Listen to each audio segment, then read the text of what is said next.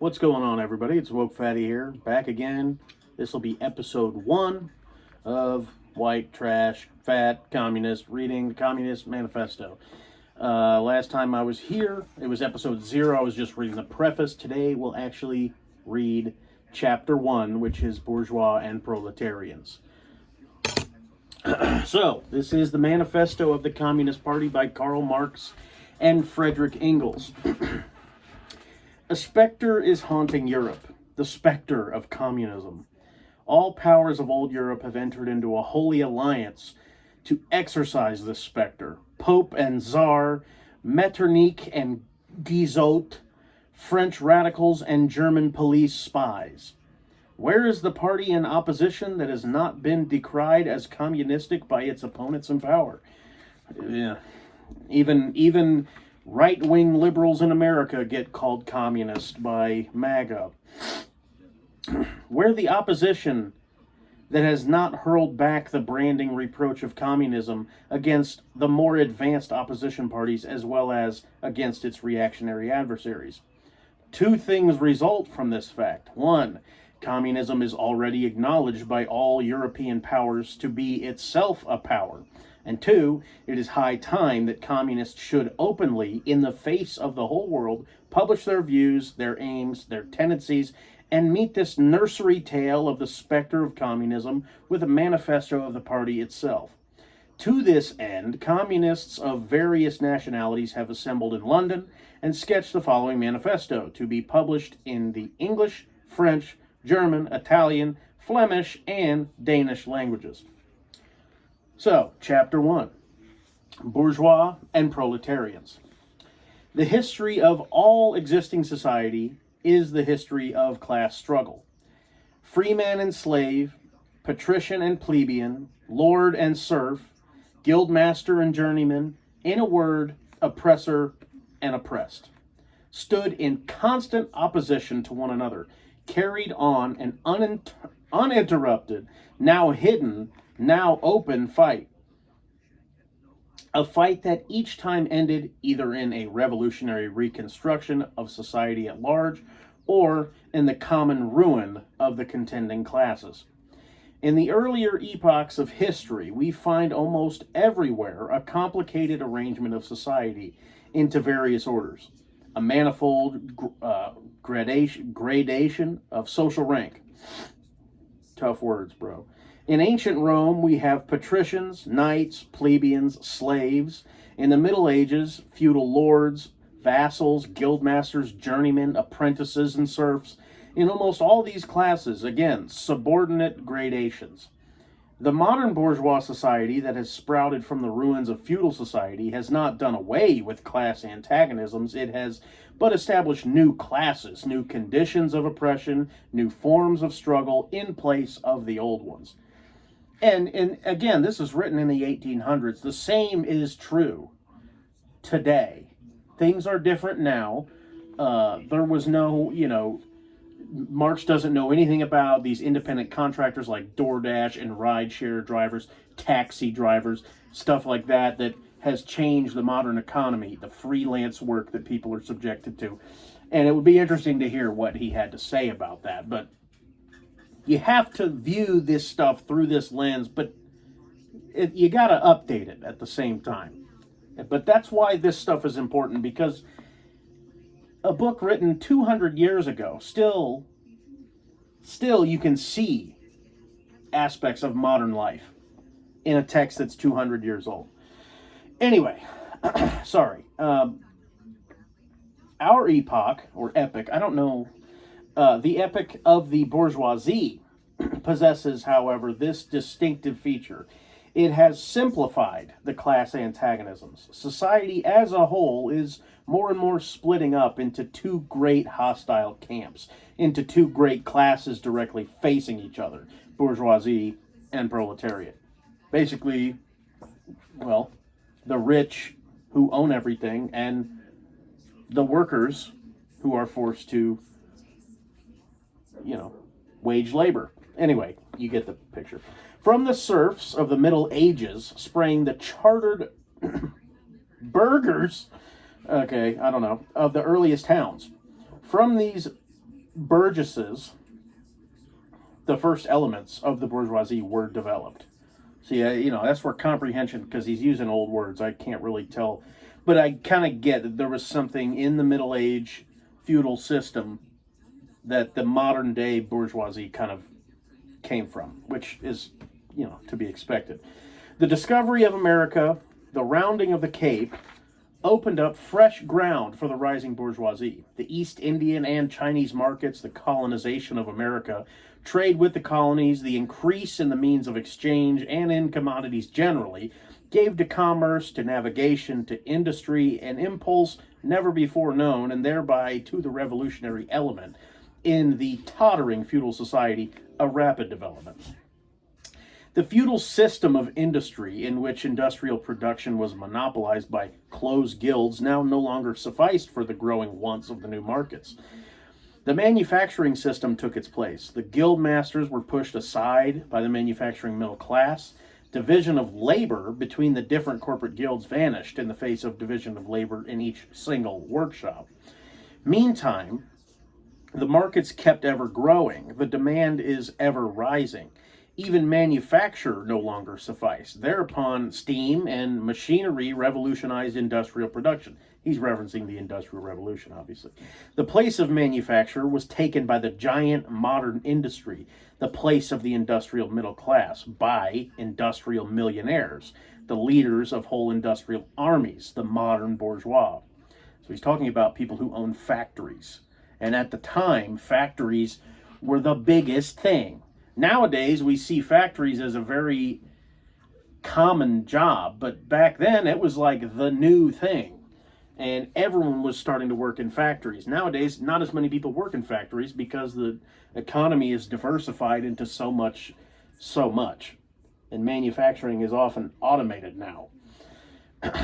Where the hell was I? Okay. Modern industry has established the world market for which the discovery of America paved the way. This market has given an immense development to commerce, to navigation, to communication by land. This development has in turn reacted on the extension of industry, and in proportion as industry, commerce, navigation, railways extended, in the same proportion, the bourgeoisie developed, increased its capital, and pushed into the background every class handed down from the Middle Ages. Comprehension's a little tough in that one. I'm struggling to actually, understand. Because again, Karl Marx, dude, run-on sentences, bro. I gotta say, motherfucker loves his long-ass sentences. Anyway, each step in the development of the bourgeoisie was accompanied by corresponding political advance of that class. An oppressed class, under the sway of the feudal nobility, it became an armed and self-governing association in the medieval commune. Here, independent urban republic, as in Italy and Germany, their taxable third estate of the monarchy, as in France, afterwards, in the period of manufacture prosper, serving under the semi-feudal or the absolute monarchy as a counterpoise against the nobility and, in fact, cornerstone of the great monarchies in general. The bourgeoisie has at least, since the establishment of modern industry anyway, and the world market, conquered for itself in the modern representative state exclusive political sway, which, yeah, we all see that, obviously. We see that today with lobbyists and political action committees, all this bullshit. The bourgeoisie has played a most revolutionary role in history.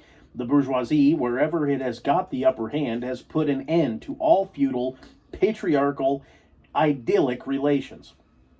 It has pitilessly torn asunder the motley feudal ties that bound man to his, quote, natural superiors, and has left no other bond between man and man than naked self-interest, than callous cash payment.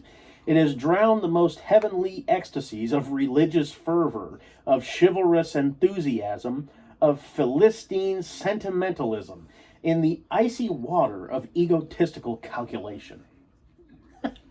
I mean, I get what he's saying, but Jesus, he's being poetic as hell right now. It has resolved personal worth into exchange value, and in place of the numberless indefeasible chartered freedoms, indefeasible chartered freedoms, has set up that single unconscionable freedom, free trade. In one word, for exploitation, veiled by religious and political illusions, and has substituted naked, shameless, direct, brutal exploitation. So, okay, he's saying back in the feudal days, they had supposedly the lords had an excuse that they were picked by God or something. And if you were a serf, it was your spiritual duty to serve your lord. And at least there was like some level of human spirituality to suffering. I don't know, to exploitation. But now he's saying, like, now these factory owners are just, they're just fucking you over, and they're not even trying to make up a reason why. And it makes sense, because in today's age, it's the same thing. They're not even trying to lie to you anymore. They don't even care. They will fuck you over, and they literally don't even bother to give you an explanation. So, the bourgeoisie has stripped of its halo every occupation hitherto honored, and looked up to with reverent awe.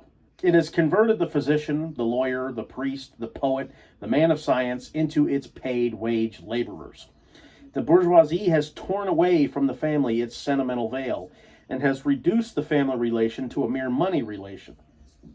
The bourgeoisie has disclosed how it came to pass that the brutal display of vigor in the Middle Ages, which reactionaries so much admire, found its fitting complement in the most slothful indolence. Tough words, bro. I feel stupid. It has been the first to show what man's activity can bring about. It has accomplished wonders far surpassing Egyptian pyramids, Roman aqueducts, and Gothic cathedrals. It has conducted expeditions that put in the shade all former migrations of nations and crusades. The bourgeoisie cannot exist without constantly revolutionizing the instruments of production, and thereby the relations of production, and with them the whole relations of society. And that's true. You constantly see a next big thing. Technology seems to rapidly advance exponentially nowadays, because they feel this need to constantly revolutionize, because they have to infinitely grow in a finite world, and it's not possible. It's a death cult. Conservation of the old modes of production in unaltered form was, on the contrary, the first condition of existence for all earlier industrial classes. Constant revolutionizing of production, uninterrupted disturbance of all social conditions, everlasting uncertainty and agitation distinguish the bourgeois epoch from all earlier ones. All fixed, fast frozen relations with their train of ancient and venerable prejudices and opinions are swept away. All new formed ones become antiquated before they can ossify.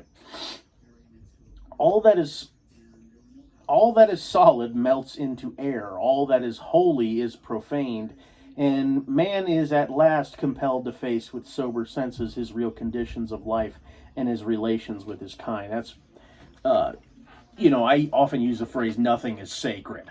And that's pretty much exactly the same thing that Marx is saying. The need of a constantly expanding market for its products chases the bourgeoisie over the whole surface of the globe. It must nestle everywhere, settle everywhere, establish connections everywhere. I mean, if that doesn't resonate with you, I don't know, man. I don't know what to tell you, because that's literally what we see. The bourgeoisie has, through its exploitation of the world market, given a cosmopolitan character to production and consumption in every country. To the great chagrin of reactionaries, it has drawn from under the feet of industry the national ground on which it stood. All old established national industries have been destroyed or are daily being destroyed. They are dislodged by new industries, whose introduction becomes a life and death question for all civilized nations. by industries that no longer work up an indigenous raw material, but raw material drawn from the remotest zones, industries whose products are consumed not only at home, but in every corner of the globe. In place of the old wants satisfied by the production of the country, we find new wants requiring for their satisfaction the products of distant lands and climes. In place of the old local and national seclusion and self-sufficiency, we have intercourse in every direction. Intercourse in every direction. Universal interdependence of nations, and as in materials, so also in intellectual production. But I get what he's saying. I know intercourse funny, haha, but you know, for all these different products, they are sourcing it from all these different places, and they have to exploit literally everybody to make this happen. You know, the chips in your cell phones, the raw materials that go into everything. So anyway, the intellectual creations of individual nations become common property. National one-sidedness and narrow-mindedness become more and more impossible, and from the numerous national and local literatures there arises a world literature. The bourgeoisie, by the rapid improvement of all instruments of production, by the immensely facilitated means of communication, draws all nations, even the most barbarian, into civilization. The cheap prices of its commodities are the heavy artillery with which it batters down all Chinese walls, with which it forces the barbarians' intensely obstinate hatred of foreigners to capitulate. And it's literally, there's so much xenophobia in America, yet everything you have is made in China, you know? So it's exactly what they're talking about. It compels all nations, on pain of extinction, to adopt the bourgeois mode of production. It compels them to introduce what it calls civilization into their midst, i.e., to become bourgeois themselves. In a word, it creates a world after its own image. That's more than one word, Carl. Whatever. The bourgeoisie has subjected the country to the rule of the towns. It has created enormous cities, has greatly increased the urban population as compared with the rural, and thus rescued a considerable part of the population from the idiocy of rural life. Damn, Carl doesn't like the rural folks. Just as it has made the country dependent on the towns, so it has made barbarian and semi-barbarian countries dependent on the civilized ones. Nation of peasants on nation of bourgeoisie, the East on the West. So, part of me doesn't like what he's saying there because I don't really know who he's referencing when he says barbarians. So I guess we'll read on and we'll see maybe if it makes more sense. But also in the 1800s it probably was different. So I'm not gonna judge too harshly, but. It does feel a little bit conservative sounding, xenophobic, if you will. More and more the bourgeoisie keep doing away with the scattered state of the population, of the means of production, and of property. It has agglomerated population, centralized means of production, and concentrated property in a few hands. The necessary consequence of this was political centralization. Independent or but loosely connected provinces with separate interests, laws, governments, and systems of taxation became lumped together into one nation with one government, one code of laws, one national class interest, one frontier, and one customs tariff. The bourgeoisie, during its rule of scarce 100 years,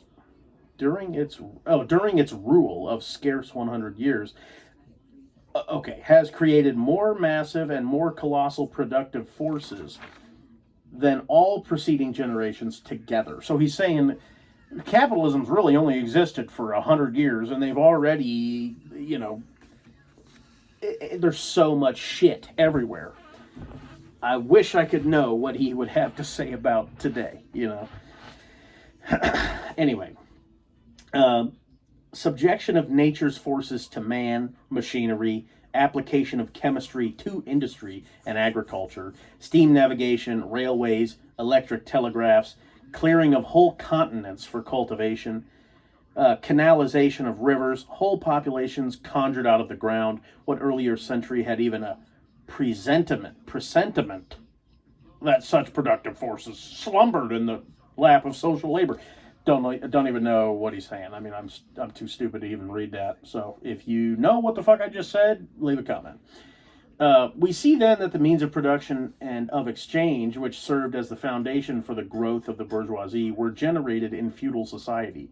At a certain stage in the development of these means of production and of exchange, the conditions under which feudal society produced and exchanged, the feudal organization of agriculture and manufacturing industry. In a word, the feudal relations of property became no longer compatible with the already developed productive forces. They became so many fetters. They had to be burst asunder. They were burst asunder. Into their place stepped free competition, accompanied by social and political constitution adapted to it, and by the economic and political sway of the bourgeois class. A similar movement is going on before our eyes. Modern bourgeois society, with its relations of production and of exchange and of property, a society that has conjured up such a gigantic means of production and of exchange, is like the sorcerer who is no longer able to control the powers of the nether world, whom he has called up by his spells. For many a decade past, the history of industry and commerce is but the history of the revolt of modern productive forces against modern conditions of production. Basically, it sounds like he's saying that they created a monster and they can't really fucking stop it now, even if they wanted to. But they don't want to, is the thing, because these rich fucks. Anyway, it is enough to mention that the commercial crises that, by their periodical return, put the existence of the entire bourgeois society on trial, each time more threateningly. In these crises, a great part not only of the existing products, but also of the previously created productive forces are periodically destroyed. In these crises, there breaks out an epidemic that, in all earlier epochs, would have seemed an absurdity. The epidemic of overproduction. And we talk about, like, market crashes and stuff. There would be no such thing as a market crash without capitalism. It's quite literally ingrained into this mode of production. Society suddenly finds itself put back into a state of momentary barbarism. It appears as if a famine, a universal war of devastation, had cut off the supply of every means of subsistence. Industry and commerce seem to be destroyed. And why? Because there is too much civilization, too much means of subsistence, too much industry, too much commerce? The productive forces at the disposal of society no longer tend to further the development of the conditions of bourgeois property. On the contrary, they have become too powerful for these conditions by which they are fettered, and no sooner do they overcome these fetters than they bring disorder to the whole of bourgeois society, endangering the existence of bourgeois property. The conditions of bourgeois society are too narrow to comprise the wealth created by them. And how does the bourgeoisie get over these crises? On the one hand, by enforced destruction of a mass of productive forces.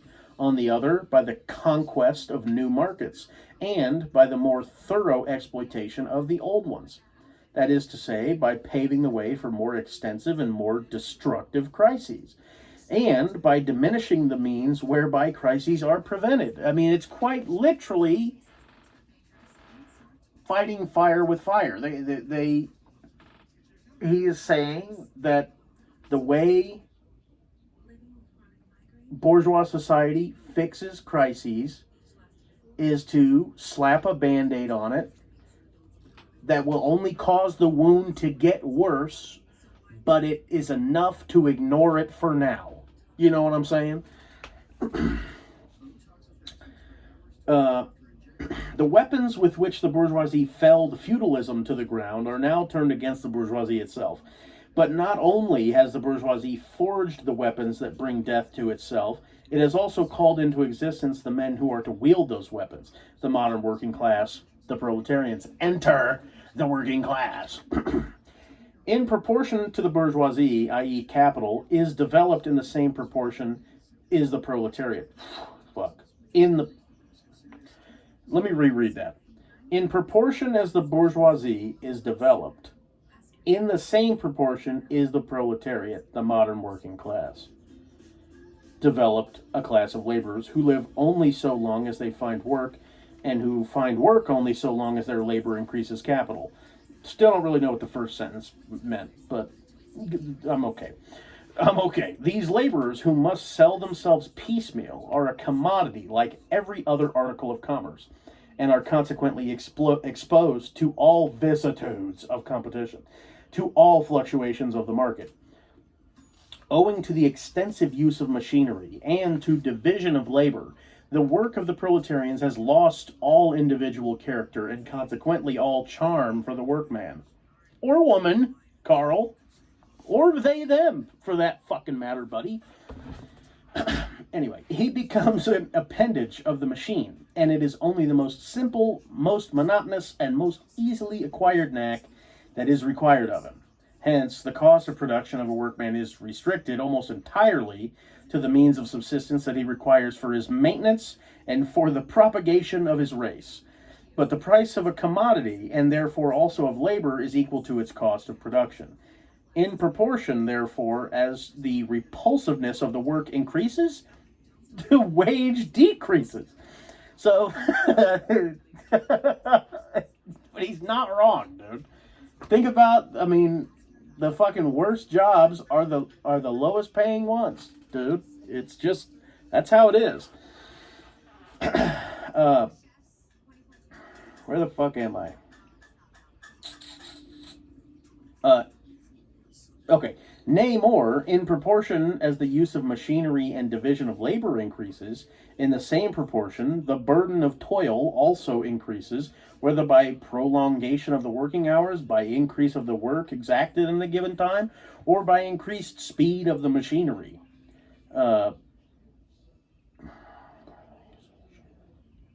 Interesting. Yeah, it makes sense though. If you're using a machine, you have to hit the quotas. You got to keep up with the pace or whatever. Modern industry has converted the little workshop of the patriarchal master into the great factory of the industrial capitalist. Masses of laborers crowded into the factory are organized like soldiers. As privates of the industrial army, they are placed under the command of a perfect hierarchy of officers and sergeants. Not only are they slaves of the bourgeois class and of the bourgeois state, they are daily and hourly enslaved by the machine, by the overlooker, and above all by the individual bourgeois manufacturer himself.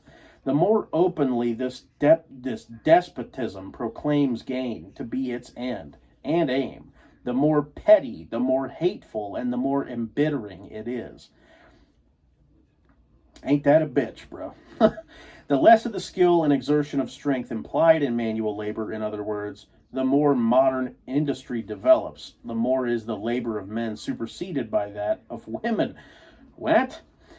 Differences of age and sex have no longer any distinctive social validity for the working class. All are instruments of labor more or less expensive to use, according to their age and sex. No sooner has the laborer received his wages in cash for the moment escaping exploitation by the Shit. Sorry, had a little thing.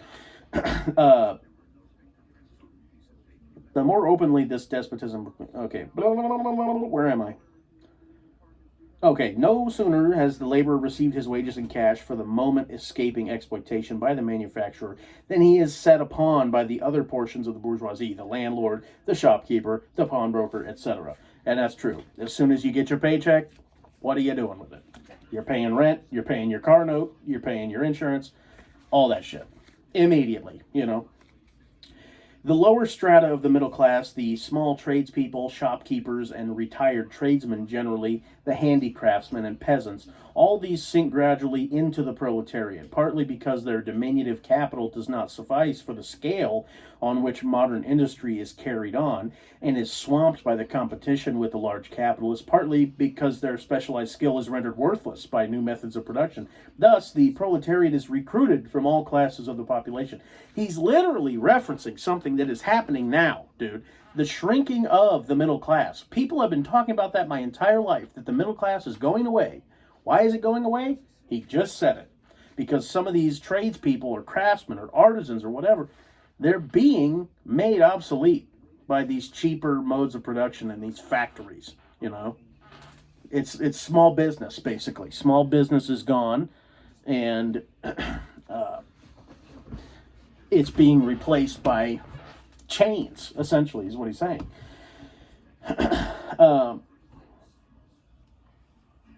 The proletariat goes through various stages of development. With its birth begins its struggle with the bourgeoisie. At first, the contest is carried on by individual laborers, then by the workpeople of a factory, then by the operatives of one trade in one locality against the individual bourgeois, who directly exploits them. They direct their attacks not against the bourgeois conditions of production, but against the instruments of production themselves. They destroy imported wares that compete with their labor. They smash machinery to pieces. They set factories ablaze. Literally happening now. Warehouses. Damn it. They seek to restore by force the vanished status of the workmen of the Middle Ages. At this stage, the laborers still form an incoherent mass scattered over the whole country and broken up by their mutual competition. If anywhere they unite to form more compact bodies, this is not yet the consequence of their own active union, but of the union of the bourgeoisie, which class, in order to attain its own political ends, is compelled to set the whole proletariat in motion, and is moreover still able to do so for a time. At this stage, therefore, the proletarians do not fight their enemies, but the enemies of their enemies, the remnants of absolute monarchy, the landowners, the non-industrial bourgeois, the petty bourgeoisie. Thus, the whole historical movement is concentrated in the hands of the bourgeoisie. Every victory so obtained is a victory for the bourgeoisie. Damn.